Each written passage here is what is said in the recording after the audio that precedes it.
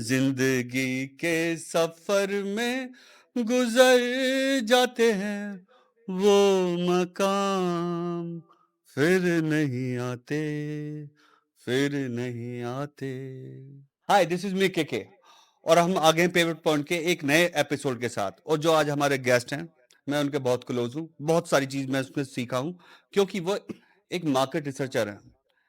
वो big force जैसी company में काम कर चुके हैं, और स्पेशली जो उनकी कोर कॉम्पिटेंसी है, कोर स्ट्रेंथ है, वो है ईवी।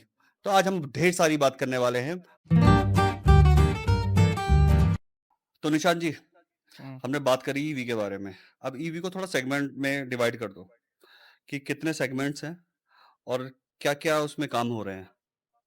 तो 3 सेगमेंट्स हैं इसमें। आपका EV as a product, electric vehicle, EV charging infrastructure और आपका बैटरी। सो ये 3 मेजर सेगमेंट इसलिए हैं because they have a very substantial value in terms of creation of this overall ecosystem. EV batteries is one of the major chunk of the cost जो कि एक electric vehicle को बनाने में जाती है. And whereas if we talk about the overall electric vehicle, of course, it's important. And then is your EV charging infrastructure, which comes in later after an EV has been sold to a consumer. Because it's जैसे कि आपको पता होगा कि it's equivalent to getting refueled. अब वो fuel अगर चाहिए तो वो आपका चार्जिंग इंफ्रास्ट्रक्चर से आ रहा है. सो इसमें जो है बेसिकली आपका if you talk about the so मैं ये मानता हूँ कि अगर हम बात करें ईवी चार्जिंग इंफ्रास्ट्रक्चर और बैटरीज के बारे में थोड़ा बहुत, तो that will be more beneficial in terms of giving creating value through our podcast. तो first is your EV charging infrastructure. इसको हम EVSE भी बोलते हैं, that is your electric vehicle supply equipment. And ये मेजरली दो टाइप में हम डिवाइड कर सकते हैं. जैसे एक तो home charging, that is your residential, private and public charging, जो आपको अलग अलग जगह पे मिलती है, मॉल्स में, हाईवेज पे, एसेट्रा एसेट्रा. मुझे एक चीज पता करनी है, ये आप कंटिन्यू करना जो आप बता रहे हो आंसर. ईवी चार्जिंग की सेफ्टी का कंसर्न काफी देखा गया है. तो उसके बारे में आप कुछ बताएंगे कि गवर्नमेंट कुछ एक्शंस ले रही है, या फिर ये जो इश्यूज हैं ऑन ग्राउंड वो कैसे मीट कर पाएंगे? मतलब पब्लिक डोमेन कैसे एक्सेप्ट कर पाएगी इस इश्यूज को? क्योंकि इलेक्ट्रिक का मामला है, बहुत सारे फायर, मतलब आग लग सकती है, चीज़ें खराब हो सकती हैं, बच्चे हैं, जैसे हमारी पहले बात चल रही थी ऑफ स्क्रीन. तो वो इशू के लिए गवर्नमेंट क्या कर रही है? सो बेसिकली आई स्टार्ट के क्या करना चाहिए. So first thing is awareness. Awareness of using an electric vehicle is very important, जो कि मोस्ट ऑफ द कंज्यूमर्स में नहीं है. एंड इट्स बिकॉज के we are giving hardly any focus to that point. Awareness in terms of how to charge your electric vehicle, how much to charge your electric vehicle. अब suppose phone है, phone के लिए भी बोला जाता है रात भर आप overnight don't put your phone for charging, battery life कम हो जाती है. And it might lead to over heating also in case of a circuit failure. तो ये ऑटो कट नहीं हो सकता? ऑटो कट हो सकता है. जैसे हमारा वो क्या बोलते हैं, गीजर होता है, ऑन कर दिया, ऑटो कट होता रहता है वो बीच बीच में. सो अब जैसे जो हाई एंड फोन्स हैं या जो महंगे फोन्स हैं, उसमें फीचर है कि आपका जब बैटरी का चार्ज 80% या 90% हो जाता है, तो चार्जिंग जो है स्लो हो जाती है, चार्जिंग स्पीड स्लो हो जाती है to safeguard the battery. Okay. But supposedly आप उसे 8 घंटे लगा छोड़ रहे हैं, तो टेक्नोलॉजी की भी एक लिमिट है. There is always a limit to technology. वो एक पॉइंट के बाद सेफगार्ड नहीं कर पाएगी. So no technology is 100% fail safe. वो अगर आप उसे बहुत ज्यादा पुश करोगे तो वो फेल होगी ही होगी. So that's why we need the right awareness in the market within the consumer कि आप EVs को कैसे चार्ज करें, which equipments to use, which is the standards that are validating the equipment safety जो government ने बना रखे हैं, उन स्टैंडर्डाइज्ड इक्विपमेंट्स को ही यूज करें या कंपनी स्पेसिफिक जो OEMs EVs बना रही हैं उनके रिकमेंडेड इक्विपमेंट्स को ही यूज करें. And this is required because this is a very this is required because this is a very new technology from an if you talk about from an Indian market because अभी ये technology आई है इन the sense कि अभी लोगों ने खरीदना शुरू किया है ये इंडिया में. सो इसकी इतनी अवेयरनेस नहीं है, इतनी मैच्योरिटी नहीं है. तो एक बार जब ये टेक्नोलॉजी मैच्योर हो जाएगी, when this technology will have experience all the fail safes and all the challenges को ओवरकम कर लेगी, then this technology can evolve even with the may be the after market supply equipments. But अभी after market में या localize equipment या localize type के chargers use करके to charge your electric vehicle will never be safe. It should be done properly via standardized equipment and for the as per instructed process. So process के साथ मतलब process से मेरा मतलब ये है कि suppose if it is recommended to charge your electric vehicle for 4 hours or 5 hours, we should stick to that rather than उसे हम 10 घंटा लगा के छोड़ दें. So there will be always a probability कि उसका सर्किट फेल हो रहा है या वो ओवरहीट हो रही है और बैटरी में फेलियर के चांसेस बढ़ जाते हैं. और अंडरस्टैंड करनी है आपसे, नई टेक्नोलॉजी है और अडॉप्शन हो रहा है इसका. पहले तो अडॉप्शन बताइए पब्लिक डोमेन में. जैसे हमें पहले कंसर्न्स थे एज ए कंज्यूमर कि कुछ आग लग रही है ईवी व्हीकल्स में, ठीक है, फिर सोच हम डरे हुए थे. अभी भी शायद काफी लोग डरे हुए होंगे कि हमें ईवी व्हीकल नहीं लेना है. प्लस मार्केट में यह है कि जैसे नितिन गडकरी जी ने बोला कि इथेनॉल आने वाला है. सो इथेनॉल तो ऑलरेडी एग्जिस्ट कर रहा है. Okay. And it's not a pure fuel, it's a blended fuel. Basically आपका पेट्रोल नॉर्मल पेट्रोल के साथ ब्लेंड होके यूज होता है टू बेसिकली थोड़ा सा आपका एमिशंस का इम्पैक्ट रिड्यूस करने के लिए. ओके. या so it's not a pure fuel. Emission का इम्पैक्ट बेसिकली अगर for 1 kilometre if the suppose 1 kg burning of an petrol releases 100 grams of CO2 pure fuel, pure petrol.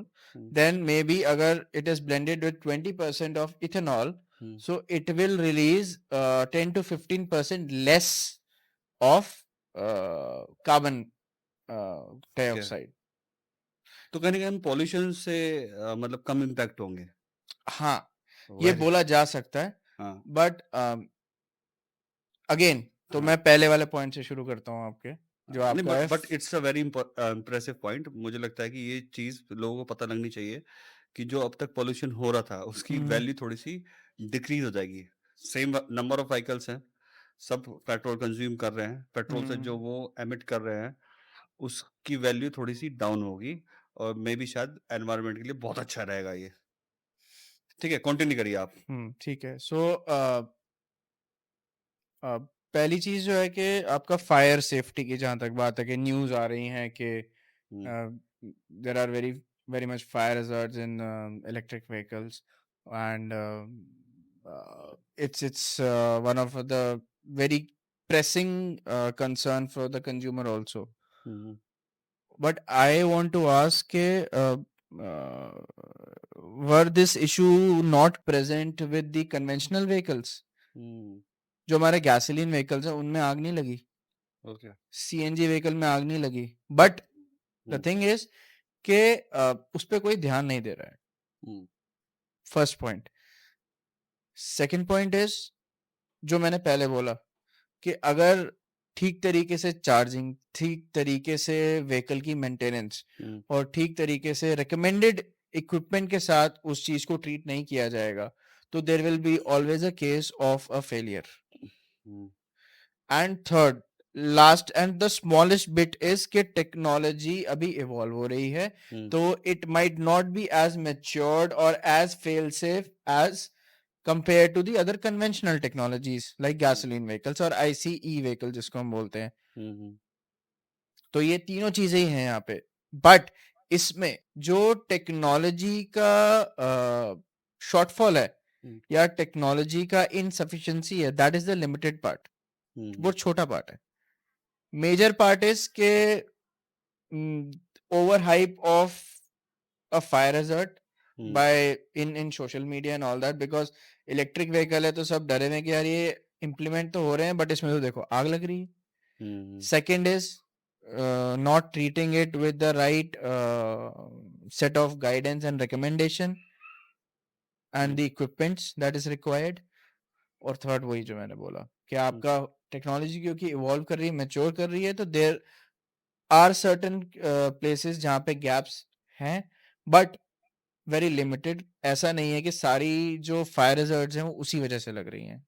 Okay. Second point आपका था कि government कैसे regulate करे उसको.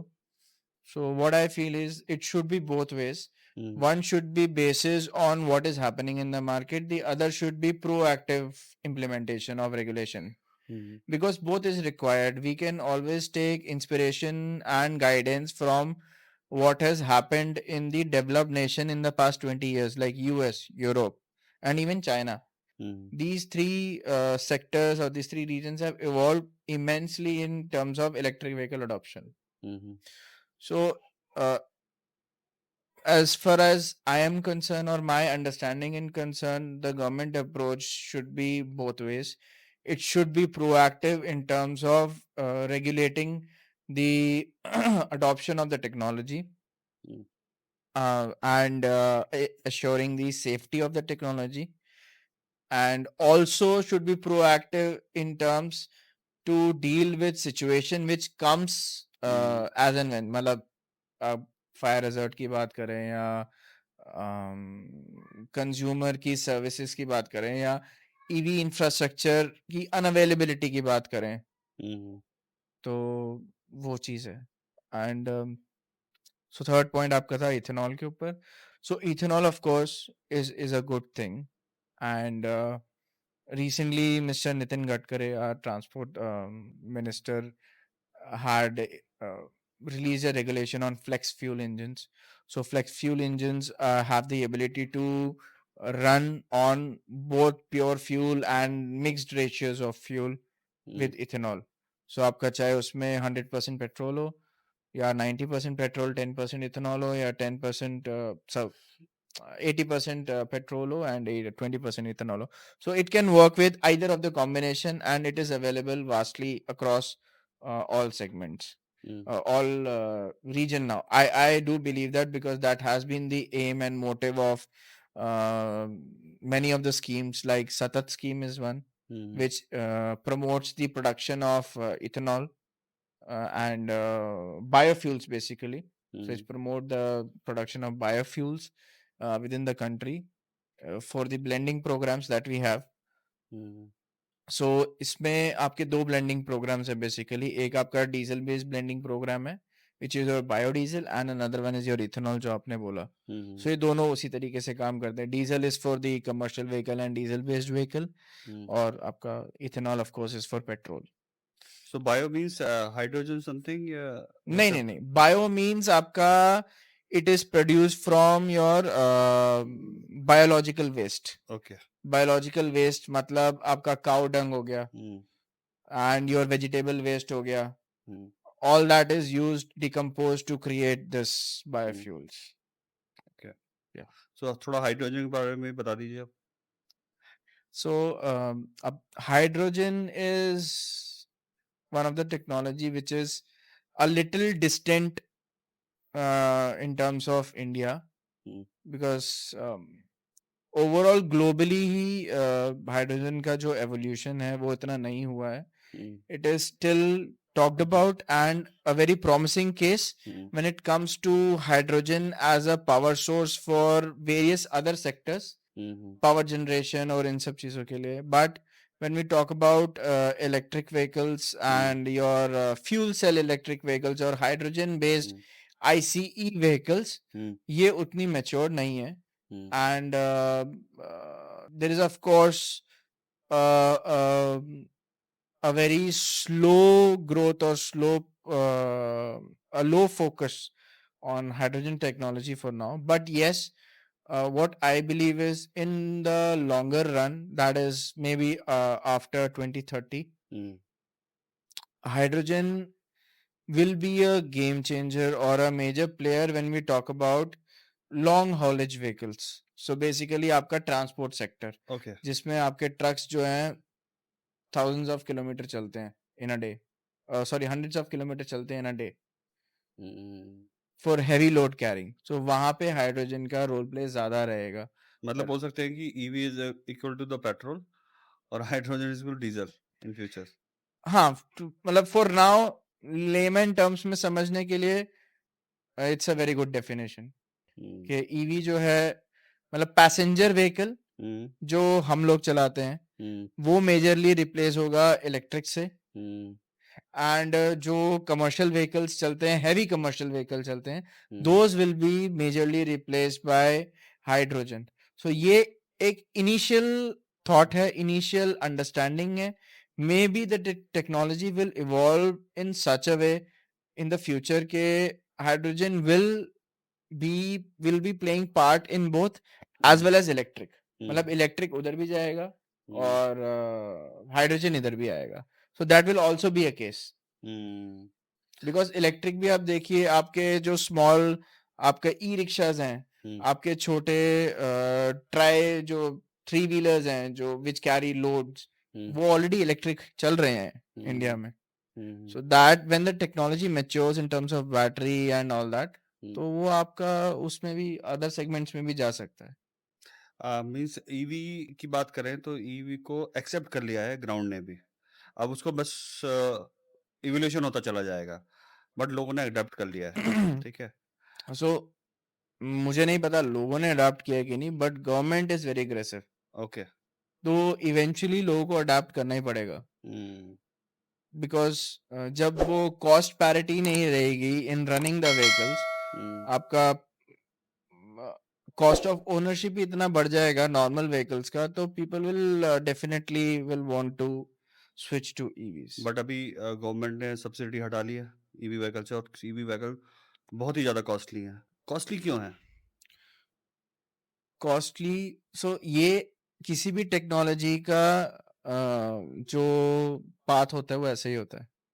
सो when there are no, so it's in an evolution phase, technology is new, the cost of research, the cost of development is high, the production cost is high, the supply chains are not developed, so it is dependent more on import of certain components which makes the overall costing high.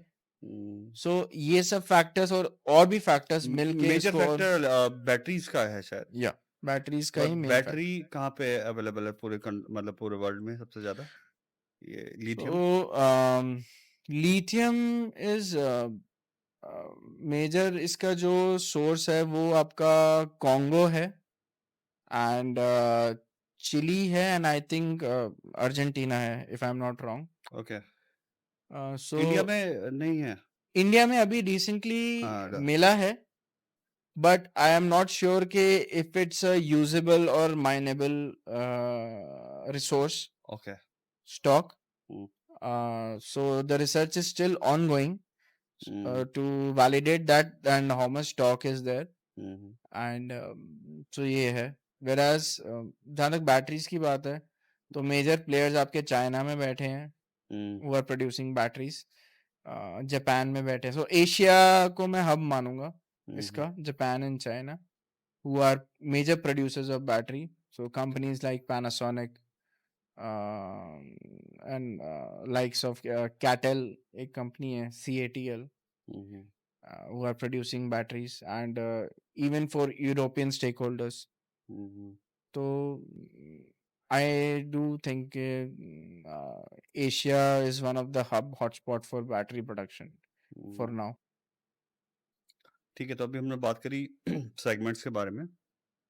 थोड़ी advice करें startups को कि EV में किस किस segment में हम काम कर सकते हैं, इनोवेट कर सकते हैं, कुछ बिजनेस डेवलप कर सकते हैं।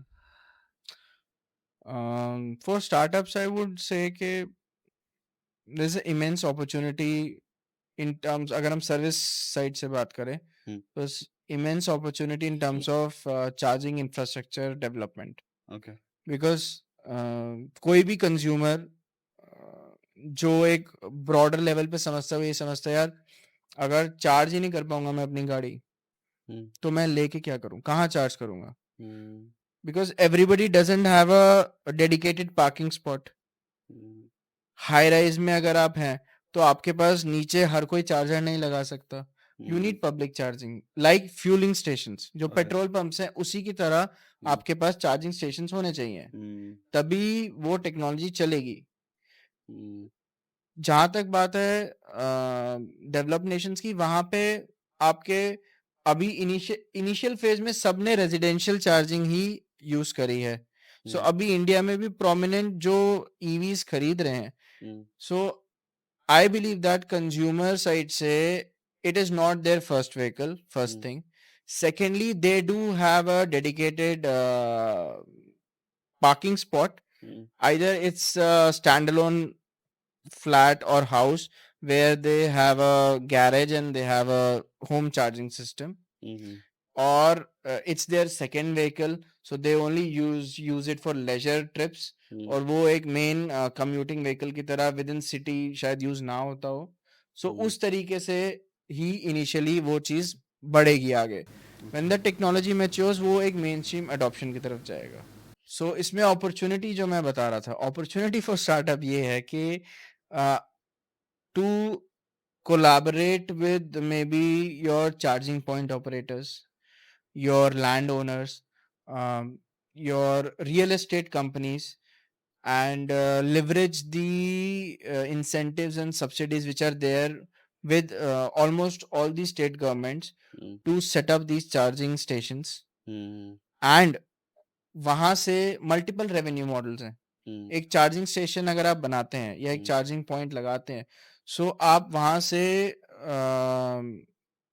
चार्जर मतलब इलेक्ट्रिसिटी दे बेच के भी पैसा कमाएंगे. You will hmm, earn from that, और आपका फुटफॉल बढ़ेगा. हम्म, कि जब वो लोग आपके चार्जिंग स्टेशन पे आ रहे हैं तो वहां पे आप अपने लैंड पे हम्म, और 10 चीजें खोलिए, कन्वीनियंस स्टोर्स खोलिए, रिटेल आउटलेट्स खोलिए. Hmm, so it will act as like an attraction hmm, for people to come relax, because अभी क्या है कि इलेक्ट्रिक व्हीकल चार्ज होने में कम से कम नहीं तो 2 घंटे या 2.5 घंटे लगते ही हैं. तो 2.5 घंटे वो क्या करेंगे, अगर वो कहीं घूमने जा रहे हैं on a highway, they'll have to go to a convenience store. वहां पे गए, वहां चार्जिंग स्टेशन है तो 2 घंटे वहीं रहेंगे.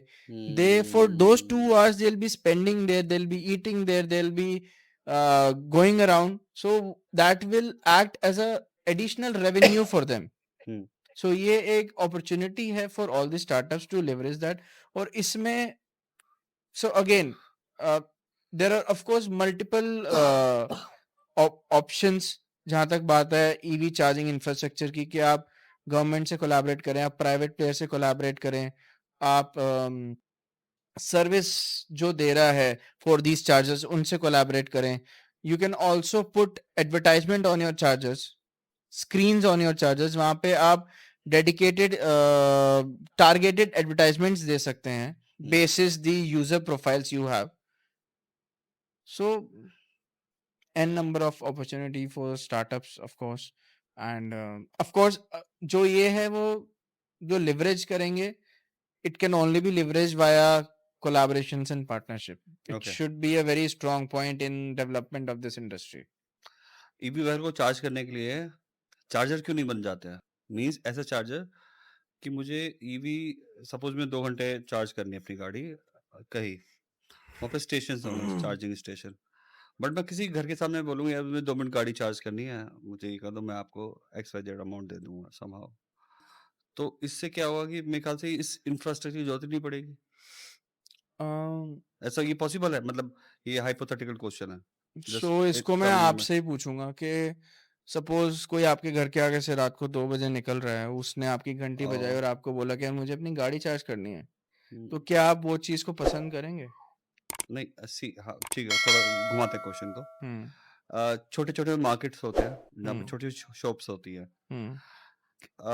हम उनसे वो बोरो कर सकते हैं इलेक्ट्रिसिटी, मे बी। आप इलेक्ट्रिसिटी बोरो कर सकते हैं, बट आप चार्जिंग प्राइस, अभी फ्यूल का प्राइस एक स्टेट में अगर 100 रुपए लीटर है, 100 रुपीज लीटर है, तो हर जगह 100 रुपीज लीटर ही है ना। अगर ऐसे साइलोज में लोग इलेक्ट्रिसिटी बेचने लग जाएंगे, तो कोई 10 रुपए पर यूनिट बेचेगा, कोई 20 रुपए पर यूनिट बेचेगा। Okay okay okay, that is the infrastructure basically, so we require the infrastructure to हर चीज रेगुलेट करनी है आपको, इसलिए regulate. Infrastructure, public charging infrastructure की रिक्वायरमेंट इसलिए है। आप उसको समझिए, कंपेयर कीजिए एक पेट्रोल पंप से, सिंपल, आप समझ जाएंगे।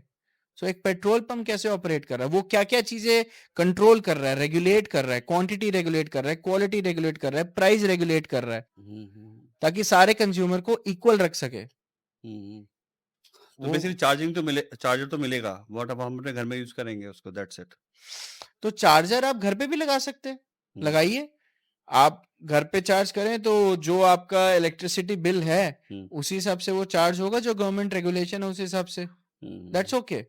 बट हर कोई घर में नहीं लगा सकता, आप गाड़ी 7th फ्लोर पे तो ला नहीं सकते चार्जिंग के लिए। और पार्किंग में अगर आप चार्जर लगाओगे तो उसकी सेफगार्ड कैसे होगी? सपोज आपकी डेडिकेटेड पार्किंग है किसी हाई राइज बिल्डिंग में, तो वहां पे आप कैसे इंश्योर करेंगे कि कोई पीछे से वो निकाल के ना ले जाए, या तोड़ दे या डैमेज कर दे? उस प्लेस को भी मेंटेन करना पड़ेगा, क्योंकि तो कहीं वहां पे अगर यही चीज है, अब कोलैबोरेशन ऐसे ही हो रहा है। अब दिल्ली में जो न्यू बायलॉ आया है फॉर कंस्ट्रक्शन ऑफ बिल्डिंग, उसमें it is a mandate that the real estate player और the builder should have a dedicated parking for charger, okay जो कि या तो गवर्नमेंट रेगुलेटेड होगा या कोई प्राइवेट फर्म रेगुलेट करेगी, उसको कंट्रोल करेगी, मेंटेन करेगी और चार्जिंग फैसिलिटी प्रोवाइड करेगी। But that will be dedicated to few of the parking. It will be like a petrol pump for a society. तो निशान जी, अपने बहुत सारी बातें करी हैं अभी, और अब हम आ गए हैं इस पॉडकास्ट के एंड सेगमेंट पे। अब बात करें कंज्यूमर फेवर की। ठीक है। तो एक कंज्यूमर को कितना कॉस्ट ऑफ ओनरशिप लगेगा अगर मैं ईवी व्हीकल लेता हूँ? तो कॉस्ट ऑफ ओनरशिप जो है कई चीज़ों पे डिपेंड करती है। सो पहली बात तो कि आपकी रिक्वायरमेंट क्या है, आप what is the battery size you are looking for, means the range of the vehicle. क्या आप 200 किलोमीटर रेंज की बैटरी देख रहे हैं या 400 किलोमीटर रेंज की बैटरी देख रहे हैं? So that will contribute to the cost और the selection of the electric vehicle and it's cost. Second is your the level of vehicle. Level of vehicle से मेरा मतलब है कि आप लग्जरी सेगमेंट में जा रहे हैं या आप डेली रनिंग के सेगमेंट में जा रहे हैं, कि आपका पर्पस क्या है उस व्हीकल को लेने का basically. So what is the purpose? आप लेजर पर्पस के लिए ले रहे हैं, आप डेली कम्यूट के लिए ले रहे हैं उसको, या आप उसे जस्ट एक सेकंड व्हीकल की तरह लेना चाह रहे हैं because everybody is talking about it. So basically मुझे लगता है कि ईवी व्हीकल जो है, मैं जितना समझ पा रहा हूँ उसमें बैटरी लगी हुई है, उसने पेट्रोल को रिप्लेस करा है समहाउ। तो लग्जरी तो दोनों में सेम होगी, या फिर कुछ फीचर्स अलग ऐड ऑन हो जाते हैं ईवी व्हीकल में? बिल्कुल होते हैं, बिकॉज आप सोचिए कि आप BMW की इलेक्ट्रिक व्हीकल खरीदें और आप टाटा का इलेक्ट्रिक व्हीकल खरीदें, फीचर्स में डिफरेंस बता दो। फीचर्स में डिफरेंस, ऐसा डिफरेंस जो जस्टिफाई। नॉर्मल, आप उसे कंपेयर कर लीजिए नॉर्मल व्हीकल से। ओके नॉर्मल फीचर्स में भी डिफरेंट होगा. It will not be pertaining to electric vehicle perspective only. अब उसमें डिफरेंस क्या होगा? सपोज इलेक्ट्रिक व्हीकल के पॉइंट ऑफ व्यू से हम बात करें, सो उसमें डिफरेंस क्या होगा? बैटरी की एनर्जी की ऑप्टिमाइजेशन का, एनर्जी की डिसिपेशन का. सो ये बहुत टेक्निकल चीजें हैं कि एनर्जी किस रेट से डिसिपेट हो रही है मोटर को चलाने के लिए, and what is the conversion ratio of power to driving. Basically कितनी पावर हम यूटिलाइज कर पा रहे हैं एफिशिएंटली. सपोज 1 किलोवाट आवर की पावर जा रही है, तो उसमें से 0.8 किलोवाट आवर यूज हो रही है, 0.6 किलोवाट आवर यूज हो रही है. क्या रेशियो है? मोटर की एफिशिएंसी क्या है? From a stand point of electric vehicles ये डिफरेंसेस होंगे. आपका ड्राइविंग कंफर्ट क्या है? आपका मोटर की नॉइज कितनी आ रही है? कितनी साइलेंट है motor? when we talk, if we compare BMW electric vehicle and Tata electric vehicle, but वहीं पे दोनों ही टेक्नोलॉजी या दोनों ही व्हीकल्स का कंज्यूमर सेगमेंट बिल्कुल डिफरेंट है. टाटा, आप नेक्सॉन की बात करें ईवी, सो वो मिडिल क्लास तक के लोग उसे देखते हैं, खरीदते हैं. ये उनका सेगमेंट है. मतलब उसका सेगमेंट मास सेगमेंट है. Whereas you talk about BMW electric vehicle, so it's purely your leisure और luxury vehicle. उसका सेगमेंट टोटली डिफरेंट हो जाएगा. तो फीचर्स भी डिफरेंट हो जाएंगे, कंफर्ट भी डिफरेंट हो जाएगा. हाँ, एक्चुअली बात चलिए कॉस्ट की. जैसे लास्ट क्वेश्चन था हमारा कि लिथियम बैटरी इंडिया में भी मिली है. लिथियम बैटरी नहीं, लिथियम एलिमेंट मिला है.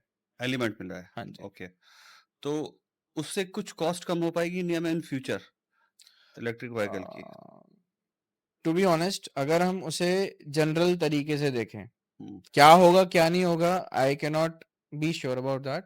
बट एक जनरल तरीके से देखें, अगर lithium is retractable from that reserve, but if we are able to retract lithium successfully for battery production from that reserve, of course उसका benefit होगा in cost reduction, because हमें import नहीं करना पड़ेगा. हम domestically उसे produce करके कहीं ना कहीं बैटरी मैन्युफैक्चरिंग का एक हब या एक वैल्यू पूल क्रिएट कर सकते हैं इंडिया में.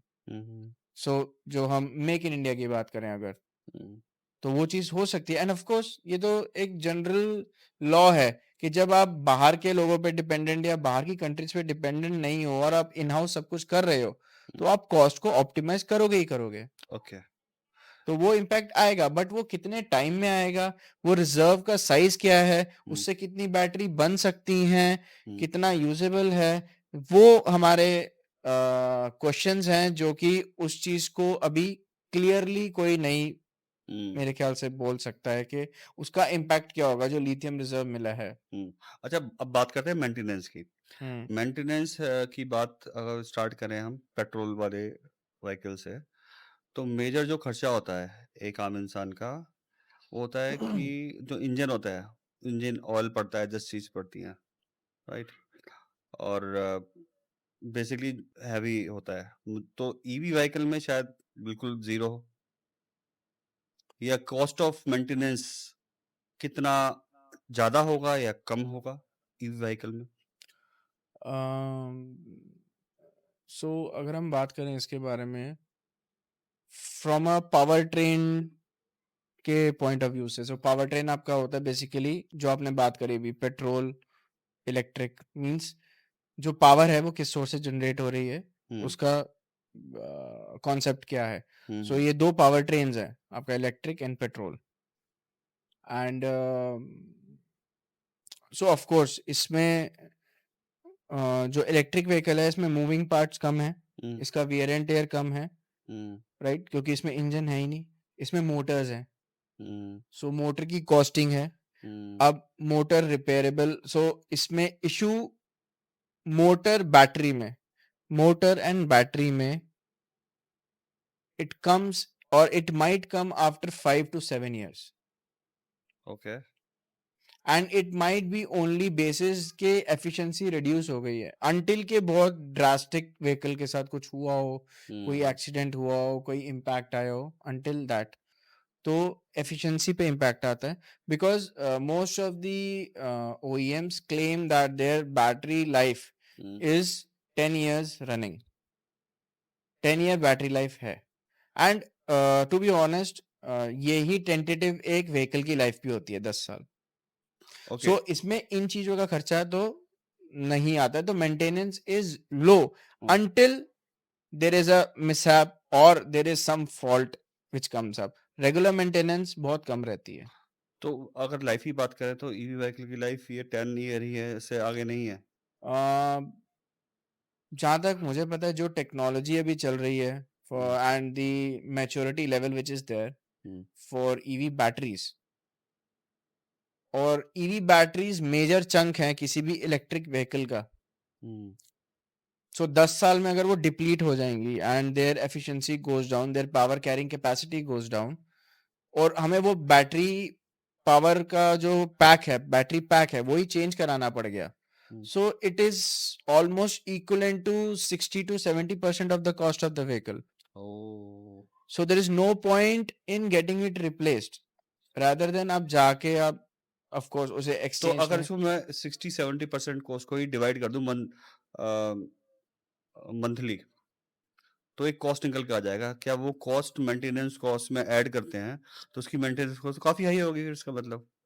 अगर सपोज आफ्टर 10 ईयर मुझे गाड़ी जो चलानी है, बट मे बी शायद 10 ईयर ही लाइफ होती है as per the government rules standardized by Delhi NCR and all. किस पे बात कर रहा हूँ मैं? तो दोनों कॉन्ट्राडिक्टी है, मीन्स मेंटेनेंस ज्यादा भी हो सकती है अगर इस तरीके से कैलकुलेट करें, और नहीं भी है। नहीं, आपका कैलकुलेशन का तरीका गलत नहीं है। जो हम टोटल कॉस्ट ऑफ ओनरशिप की बात करते हैं उसमें ये सब कुछ ऐड किया जाता है, ओके तभी फाइनल कॉस्ट निकलती है। ग्रेट। राइट। तो अगर आप 10 इयर्स बोल रहे हैं और 10 इयर्स में बैटरी रिप्लेस नहीं हो रही है, राइट, अगर आपका वो अजम्पशन है, सो आप सिर्फ व्हीकल की कॉस्ट लगाओगे, राइट। और क्या इसीलिए महंगी है ये ईवी व्हीकल्स जितने भी हैं, थोड़े से एक्स्ट्रा जो महंगे हैं, हाँ, बट वो एक्चुअली इफेक्टिवली महंगे नहीं है कंपेयर टू द पेट्रोल? नहीं ये महंगे हैं, महंगे हैं। these are expensive and these are expensive because the technology is in a development phase। जब भी टेक्नोलॉजी एक डेवलपमेंट फेज या ग्रोथ फेज मतलब इनिशिएशन फेज में होती है, ये एक्सपेंसिव ही होती है। Okay because everybody every OEM और every investor with in the R&D और ये जो R&D वगैरह करते हैं, तो उनको अपनी कॉस्ट रिकवर करनी है, रिकवर करिए। और इकोनॉमीज ऑफ स्केल है नहीं। तो अगर 50 ही व्हीकल बिक रहे हैं जहां 5000 बिकने चाहिए कॉस्ट ऑप्टिमाइजेशन के लिए, तो वो 50 व्हीकल पे ही सारा कॉस्ट बर्डन आएगा। जब तक वो 5000 पहुंचेगा तब उसका कॉस्ट भी कम होएगा, तब तक टेक्नोलॉजी भी इवॉल्व हो जाएगी, बाकी चीजों की कॉस्टिंग भी कम हो जाएगी, पूरा वैल्यू चेन की उस पे इम्पैक्ट आएगा। सो बायर्स का ट्रेंड कैसे चल रहा है?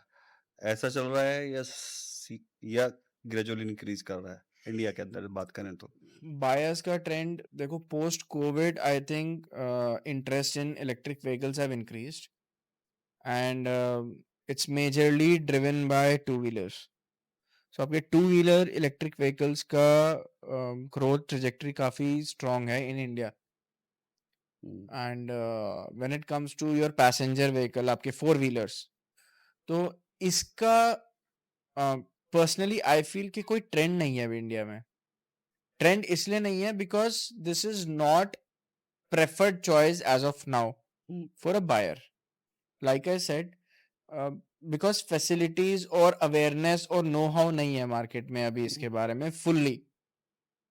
कंज्यूमर को लगता है कि consumer knows everything about it, but कहीं ना कहीं अभी ये सब अभी चल रहा है, अभी डेवलप हो रहा है, so अभी इसकी 100% अंडरस्टैंडिंग नहीं है मार्केट में। तो अवेयरनेस का कैसे होगी consumer? Awareness will happen with time first, okay कि पहले टेक्नोलॉजी इवॉल्व करेगी तभी तो अवेयरनेस आएगी, तो it will happen with time. Secondly there should be awareness campaigns के आप चार्जिंग, जैसे मैंने पहले बोला था इनिशियली, कि आप कैसे चार्ज कर रहे हैं, कैसे मेंटेन कर रहे हैं, कैसे पार्क कर रहे हैं, ये हर चीज पे डिपेंड करता है, राइट। आप कैसे व्हीकल को चला रहे हैं, हुँ। हर चीज पे इसका वेयर एंड टेयर और ओवरऑल इम्पैक्ट आता है। सो ईवी व्हीकल महँगा भी है, उसकी मेंटेनेंस भी मतलब देखी जाए तो कॉस्टली पड़ सकती है। तो राइट टाइम क्या है कंज्यूमर के लिए बाय करना ईवी व्हीकल को? Today is the right time और future? So this is also like इसका आंसर भी मैं ऐसे दूंगा कि इट डिपेंड्स आपकी चॉइस क्या है एज अ कंज्यूमर। हुँ, अगर आपके पास पार्किंग स्पॉट है जहाँ पे आप इलेक्ट्रिक चार्जर लगा सकते हो हुँ, तो आप आज खरीद लो। ओके। अगर आपको सिटी रनिंग के लिए चाहिए, हुँ, डेली आपको जाना है office hmm, 100 kilometres up and down, hmm, तो आप आज खरीद लो। आप उसे ओवरनाइट चार्जिंग पे लगाओ घर के बाहर हुँ, हुँ, एंड सुबह लेके जाओ, शाम को लेके आओ and you charge it. Where if you need it as a second vehicle hmm, just to enjoy, तो आप उसे ले सकते हैं आज ही। हुँ, बट अगर आपका वो ओनली व्हीकल है hmm, and you want to use it in every other way, hmm, long drive, city drive, हर तरीके से, and you do not have a dedicated charging station as of now with you, hmm, या आपका वो facility आपके पास easily available नहीं है, hmm, then it's a question. Hmm, second thing is कि अगर आप मेरा रिकमेंडेशन ये है कि अभी थोड़ा सा और वेट किया जाए to for this technology to mature. Mature in the sense क्या बोलना चाह रहे हैं आप? मैच्योर इन द सेंस मैं ये बोलना चाह रहा हूँ कि बिकॉज प्रोडक्ट्स आ गए हैं मार्केट में but hmm, R&D is still ongoing. R&D चल रही है अभी। किस चीज़ पे चल रही है? सेफ्टी पे बैटरी या safety, battery technology, battery light weighting, power optimization, power of attorney? Power okay. Optimization, आपका मोटर के डिजाइन, एवरीथिंग, हर चीज पे अभी रिसर्च तो चल रही है because it's still an evolving technology. Hmm, okay. For it to come to mainstream आप मिडिल अडॉप्शन, क्लास सेगमेंट को इंडिया के क्या राय देंगे कि अभी परचेज़ करनी चाहिए या नहीं करनी चाहिए? so if they want to enjoy electric vehicles they can, if they love two wheelers, so hmm, of course वो ज़्यादा advanced है and there are more use cases or ideas which already exist around certain models, certain advantages like a comparison scale and all that is there, so they can of course go for two wheelers for short drives and your within city drive last mile hmm, connectivity के लिए। हुँ, whereas जैसे मैंने बताया कि consumer को अगर they need the EVs to be as a second vehicle, so of hmm, course hmm, they can go for it hmm, and but I would not personally, अगर मैं अपने बारे में सोचूं, I would not heavily invest in that in hmm, premium models or luxury models hmm, as of now because अभी उसको मैं पूरी तरीके से यूज ही नहीं कर पाऊंगा। Hmm, infrastructure availability know how अभी मार्केट में उतनी डेवलप नहीं है क्योंकि, hmm, so I will not go for that. That's my personal opinion. Hmm. अब बाकी कंज्यूमर क्या सोचता है क्या नहीं सोचता वो तो वही जानता तो निशान जी अब आपने इतना बताया ईवी के बारे में, इतना नॉलेज दिया है, तो अब रिकमेंड भी कर दीजिए कि गाड़ी कौन-सी लेनी चाहिए? टू व्हीलर, फोर व्हीलर में से दोनों में को आप रिकमेंड करिए कौन-सी गाड़ी बेस्ट चल रही है इंडिया के अंदर? है।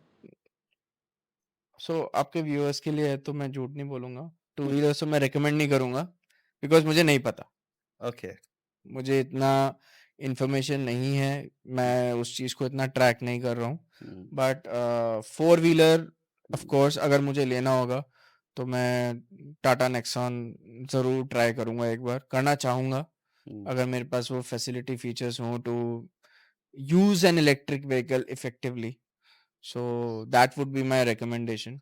Recommendation for what? For Tata Nexon ऐसा क्या फीचर है जो आप लेना चाहते हो उसमें? It's a crash safety structure and Tata Nexon, normal Tata Nexon तो 5 स्टार रेटिंग भी है। हुँ, And when we talk about safety of an EV, hmm, structure safety is very important because if the structure is not safe hmm, and during a case of a mishap or accident, if hmm, there is any degradation or impact on the battery pack, hmm, so it can cause fire. हुँ, हुँ, सो मैं ये मानता हूँ कि अगर मुझे खरीदनी होगी electric vehicle तो मैं सबसे पहले ये देखूंगा कि जो हमारा बैटरी पैक है हुँ, उसका प्लेसमेंट और उसका सेफ्टी स्ट्रक्चर जो है हम्म, इम्पैक्ट रेजिस्टेंट स्ट्रक्चर है कि नहीं, हम्म, वो कितनी सेफली प्लेस्ड है और हम्म, सिक्योर्ड है. Hmm, that will be my only concern hmm. When it comes to the safety and buying preference. So वही मेरा थॉट प्रोसेस है behind suggesting Tata Nexon hmm. Electric vehicle. और कौन कौन सी कार्स हैं ईवी की इंडिया के अंदर? सो इसमें प्रोमिनेंटली तो टाटा एंड महिंद्रा हैं जो मेन प्लेयर्स हैं. ओके. महिंद्रा वरीटो है and you have Tata Tiago भी ईवी वर्जन है. हम्म, देन फ्रॉम हुंडई एंड किया. सो अब तो सबने लॉन्च कर दिया. हुंडई की तरफ से यू हैव कोना ओके. एंड तो I think almost all OEMs have launched hmm, electric vehicle except for Honda, I hmm. think. तो आपने जैसे बोला था कि Tata because because of strength. एक मेरा फ्रेंड था, उसने हम्म, बोला कि आपने गाड़ी कौन सी ली है? मैंने बोला टाटा की. तो बोलता है टाटा की गाड़ी कहाँ थी? टाटा के तो ट्रक आते हैं, क्योंकि उसमें स्ट्रेंथ ज़्यादा होती है. हम्म. तो निशान जी, आपसे बात करके बहुत अच्छा लगा. आपने इतना ज़्यादा समय दिया पेवेट पॉइंट्स में, और हम चाहेंगे कि और हम डीप में जाएं. नेक्स्ट पॉडकास्ट करेंगे, उसमें काफ़ी चीज़ हम डिस्कस करेंगे टेक्निकल पॉइंट ऑफ व्यू से. तो आपके समय देने का बहुत बहुत धन्यवाद. आशा करेंगे हम दोबारा मिलेंगे. Thank thank you, you. thank you, thank you so much. Thank you.